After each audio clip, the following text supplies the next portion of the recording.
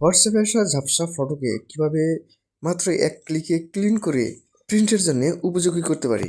তো কিভাবে সম্ভব এক ক্লিকে ডকুমেন্টস ক্লিন করে প্রিন্ট আউটের জন্য, তো ভিডিওটি সম্পূর্ণ দেখলেই বুঝতে পারবেন। আপনি জাস্ট আপনার কম্পিউটারের বা ল্যাপটপের কিবোর্ডের কন্ট্রোল এম প্রেস করবেন, এই বক্সটি চলে আসবো। তো এখানে আপনি কোনো কিছু করা লাগবে না, জাস্ট একবার আপনি এই নিচে চলে আসবেন, এই জায়গাতে ক্লিক করবেন।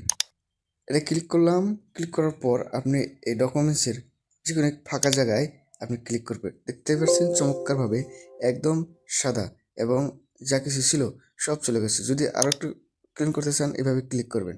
তো এভাবে ক্লিক করার পর এটাকে ওকে করে দিয়ে আপনি জাস্ট এখানে ক্রপ করে সাইডের বাকি অংশগুলো কেটে দিলেই দেখুন ঝকঝকে হয়ে যাবে।